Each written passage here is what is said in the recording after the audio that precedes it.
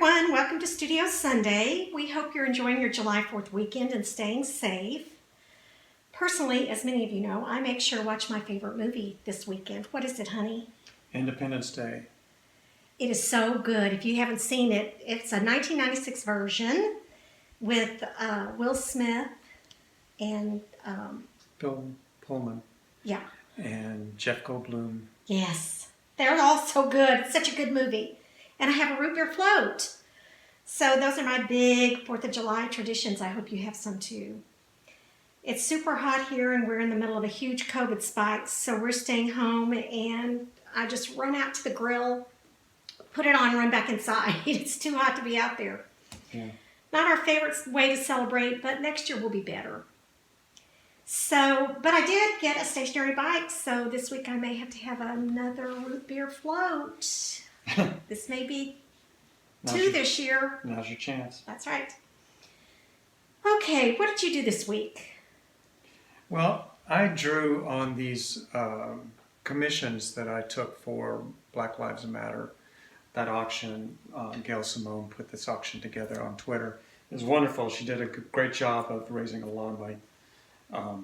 So I'm finishing my commitments, drawing this out.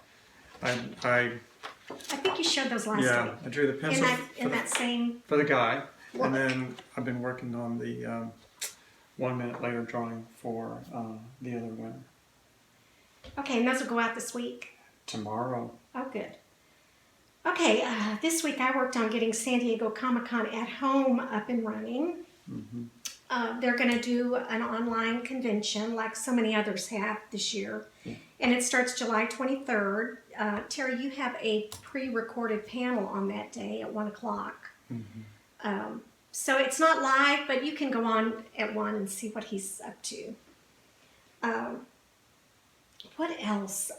We did some very scientific polling to decide whether to give you guys lower postage rates or a signed print with the 5 years Abstract Studio version omnibus, and overwhelmingly people wanted the signed print.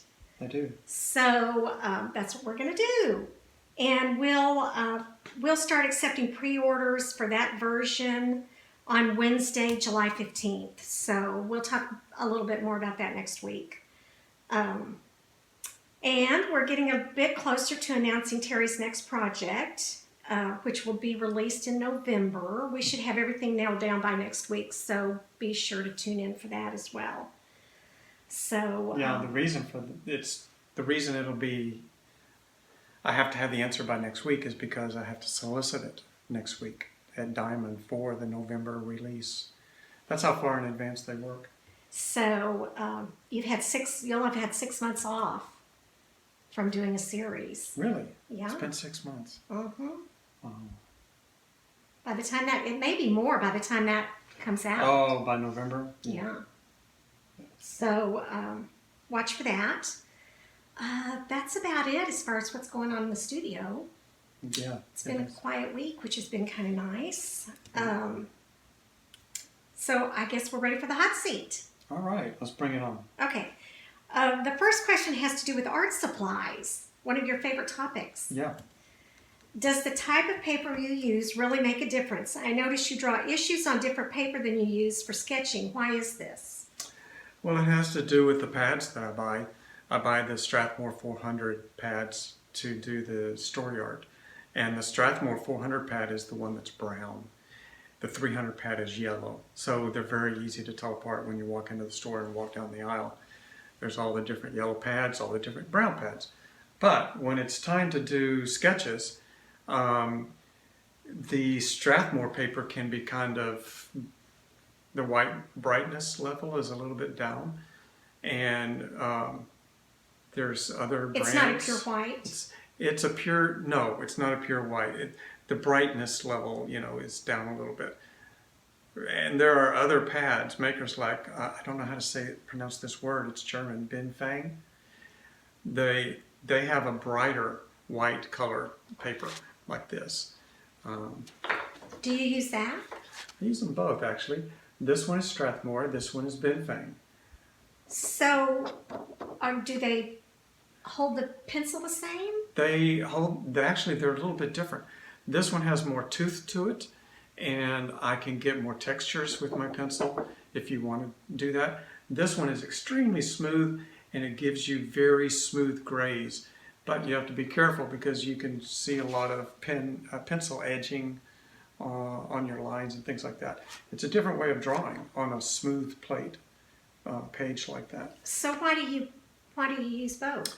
I discovered that some drawings are really attractive on the smooth plate, but then if you want to draw nature and leaves and things like that, nature. You know, this has a lot of qualities. So you learn to love them both. It's like having, you know, it's like they complement each other well. And then you use something totally different to do the series on. Yeah, I used the series as the big 400 pad that, and I cut it to size, and I use a smooth surface on that. It doesn't take the brush as well. The brush just kind of slips and slides on it easier, but it takes the pins beautifully, so you get a very sharp pen line. If you use the vellum paper, the pen line will have more edges on it. As if you were drawing in a very shallow ditch.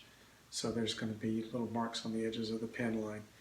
And, you know, that may not be a big deal if you're just looking at it on the drawing table, but when you scan it in at 1200 dpi, you see it.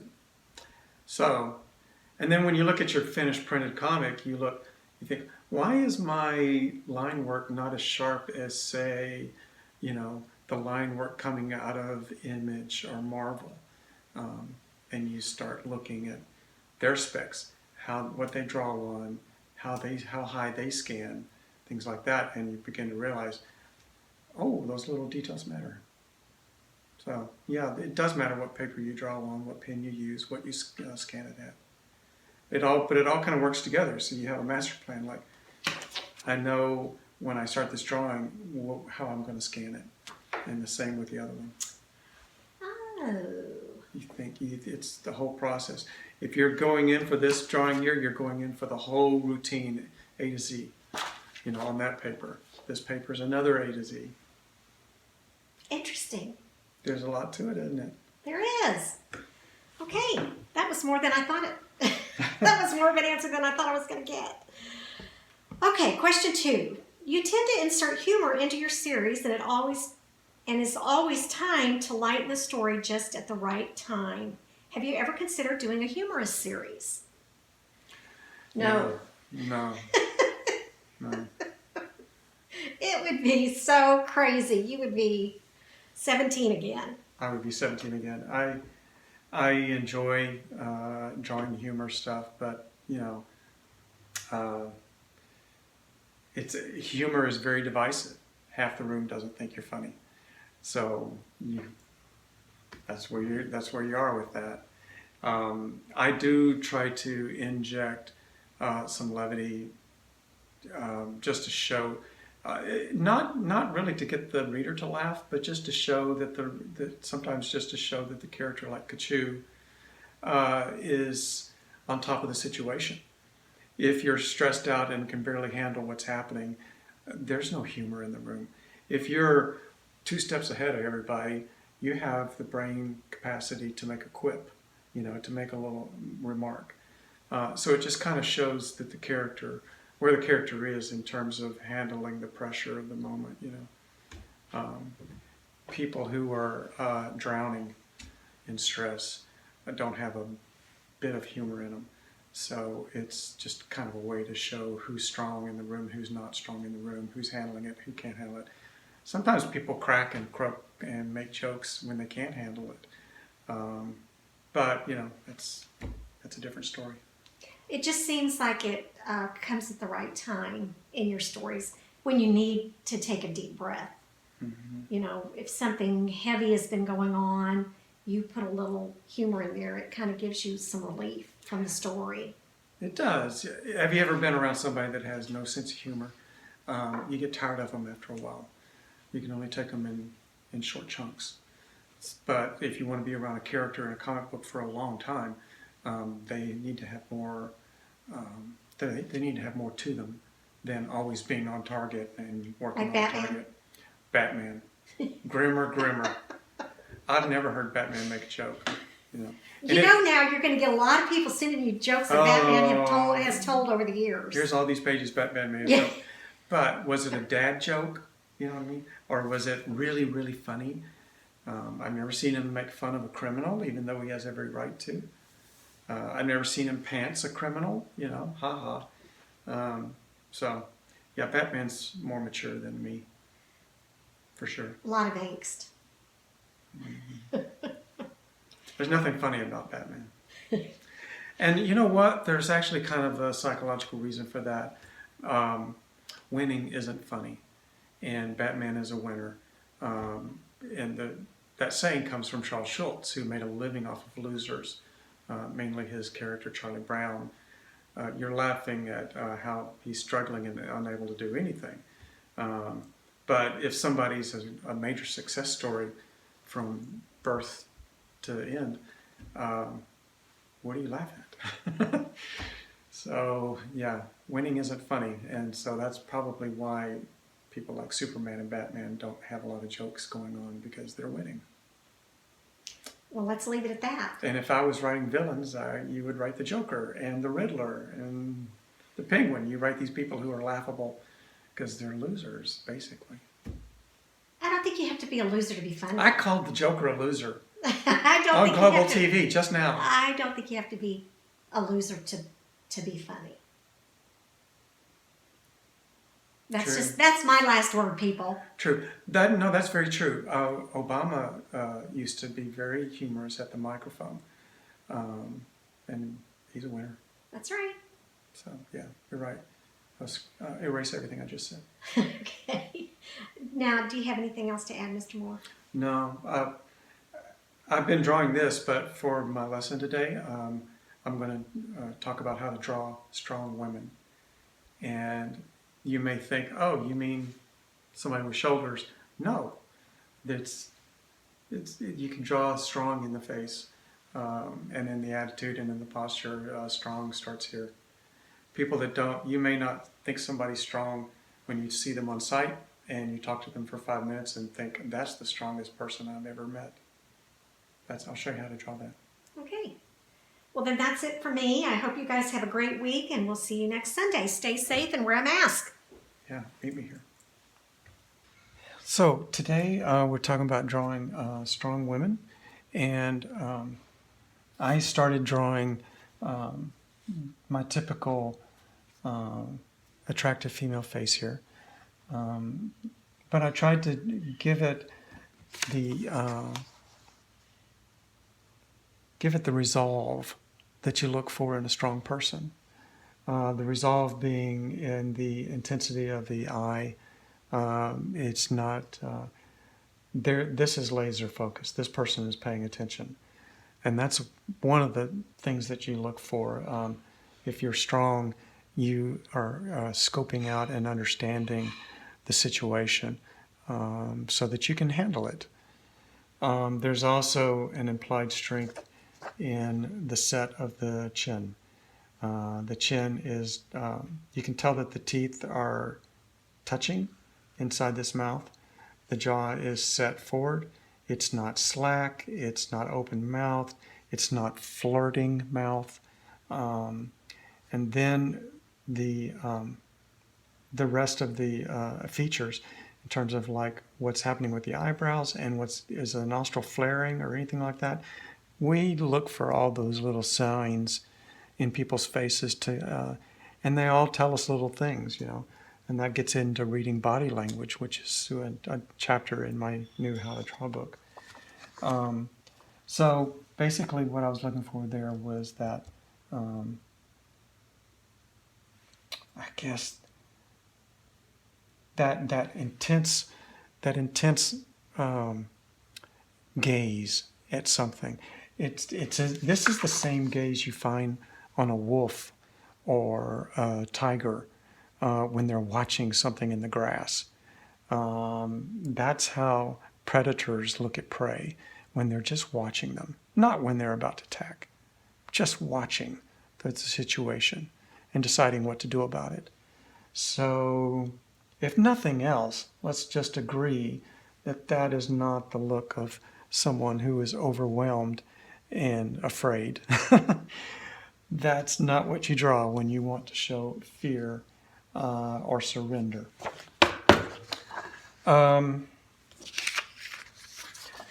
I was waiting for you to come over here, I drew this one face and realized it looked like, the Emperor in Star Wars, but it also looks like the witch who offers the apple. This face is just so common in cartooning history. You might want to learn how to draw these crabby old women. So anyway, here is another quick draw of the difference between this person is about to stand up, this person is about to sit down with the problem in the room. There's something about watching the situation unfold, and you can tell whether they are contemplating getting involved or they just don't want to be anywhere near this problem. And it was all in the eyes. I didn't bother drawing, Towers of Strength or Batman or whatever. You captured it just in the eyes, and you get this right first, and then you draw the rest of it. You know what I mean? There's no point in drawing Superman if you don't get that expression right. So it starts with the expression. If I really wanted to mess this Superman up, all you have to do is come over here, and now you have a clueless Superman. He's standing up there, he looks fantastic, and he's thinking, oh my God, what do I do? Or, I can ruin this one too. You can finish this out and give that wonderful Dark Knight on the top of the Chrysler Building look, Gotham Building look. Or we can change those eyes, and it can be, it's not that he's up there surveying the city, it's that he's stuck up there and wondering how he's going to get down. So, okay, let's file there. Let's file these wonderful drawings in the appropriate filing spot over there on the floor. And I want to show you one more thing. This is a beautiful woman who has strength. She could have been that lady in World War II with Captain America's side, if you draw the hairstyle in that aspect. But I want to show you this in an older lady too. I have an old character named Libby, and she started in Strangers in Paradise, and she's the aunt of Francine, so she was called Aunt Libby. Then I did a story called Motor Girl, and it's about a U.S. Marine veteran on 3 tours of duty who comes back with PTSD for a very good reason and is at home trying to sort it out. Her landlord and her friend is Libby, the same old lady who was in Strangers in Paradise. Libby is probably she's approaching 90, and she has been in the Nevada desert all that time, so playing tennis and all those things that they do in retirement communities out there. But she's not retired, she's just living the good life. There's the face. There's Libby's face. I could put the hood on there and it can be the Emperor of Star Wars, or I can put the grandma hair on there, which is what I'm about to do. Hairline recedes a little bit as you get older. And now you have the white-haired lady. Now this is Libby when she is... This is Libby who's mad. There's her white hair. Let's finish out the jowl so you can see what's going on here. Okay. There's angry Libby, so I've overdone it.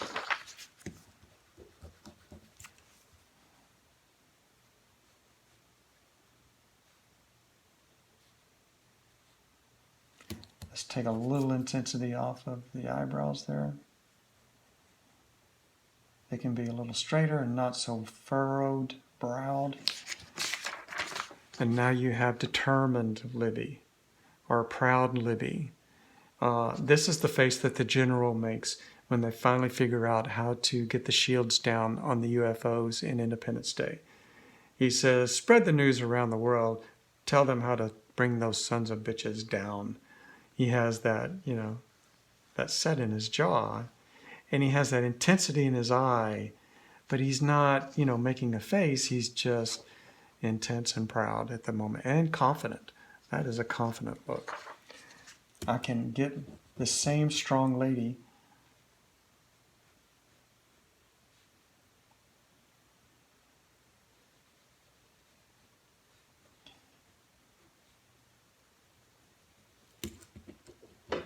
back off these hawk eyes here.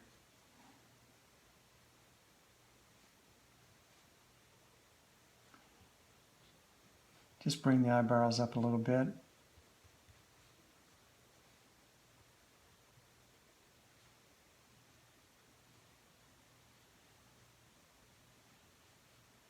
Almost ready. There. Now she's your grandma. She just made you brownies. See what I mean? Same face, just changing the expressions. But this is the grandma that will stand up for you when you tell your parents something that you've been dreading to tell them. So, you know what I mean? I have the typical young hero face there. This is the face of courage. This is the face of tomorrow. This is the face of the courage that got us all here. And I think it's a good idea for a cartoonist to know how to draw both. And have a place in your heart for both of them and use them, both characters, in your stories, both generations. They complement each other. They can complement each other in your story. You know what I mean? In your story, it can work. And boy, do we need to read that, right? Okay. That's my tip about drawing strength in women.